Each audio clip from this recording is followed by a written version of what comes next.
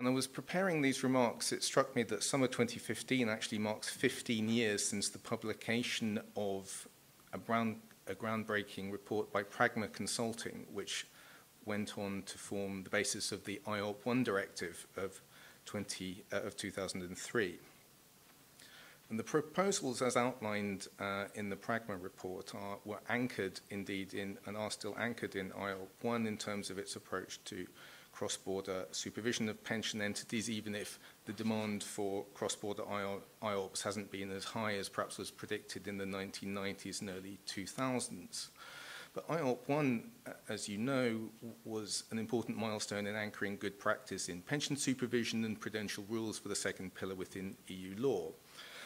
Now, just as today there was a recognition 15 years ago that second pillar workplace pensions are part of the solution both for individuals, employers, and national pension systems in terms of developing funded alternatives to state pension provision.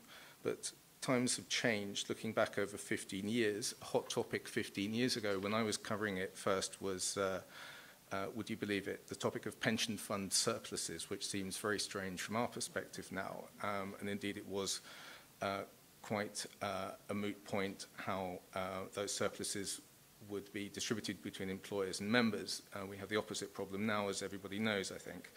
I'm briefly just going to sketch what's happened in the last 15 years, very, very briefly, just to sort of give a 10,000 meter view, which I think will hopefully just provide some background to the speakers as they go on to talk about the points about IORP 2 in more granular detail.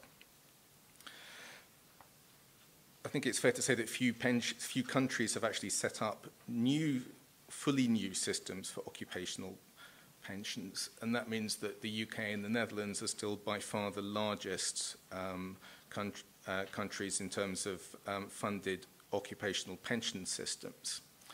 There's also still something of what I would call a two-speed Europe in terms of occupational pensions. So in some countries, like the Netherlands, the UK, and Ireland, the second pillar systems are set up to replace a much higher proportion of retirement income than in other countries where IORPs, the second pillar more broadly, is set up to provide a small top-up. And you do see quite marked differences in the regulation and setup of second pillar pensions between countries. So that distinction still remains. A number of key developments in funded occupational pensions. Number one, move from defined benefit to towards defined contribution or towards hybrid forms. Perhaps collective defined contribution has been taking place and continues. Number two, demographics has certainly changed the risk and asset allocation of many funded pension funds at the micro level. Three, regulation has imposed more risk-averse investment and risk policies from a macro-prudential perspective. That would include more broadly outside the remit of this discussion, Solvency II, but definitely within the remit of this discussion, risk-based capital requirements generally and IOPA's holistic balance sheet. Number four, importantly, the backstop. QE means essentially the central bank is the asset allocator in chief for every funded pension fund today. But more broadly, there is a clear tension between any regulatory requirement for a high level of benefit security, understandable as that is when you look at the level of trust in financial institutions and the period of quite detailed regulation and reform of financial institutions, including banks and others, since 2009. But as I say, there is a tension between any requirement for a high level of security and a balance of long-term risk and return that most people agree is necessary to provide an adequate level of income replacement within an IORP or a second pillar pension fund, which would allow those institutions and those systems to fulfill the mission to members and also to relieve the burden on public pension systems.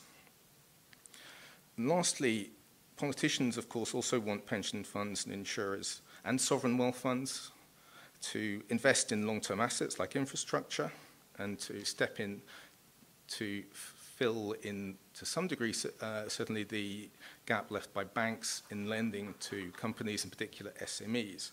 So in very brief conclusion to end my opening remarks, well-designed pension systems can achieve a balance between adequate retirement income provision and the level of security of benefits, and the level of security of benefits and income that helps relieve public pension systems.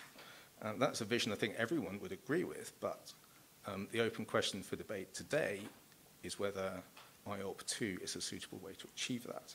So we have 5 distinguished speakers, and what I'm going to do is hand over to the first speaker. That's Mario Nava from the European Commission, and he'll speak for about 10 minutes. Over to you.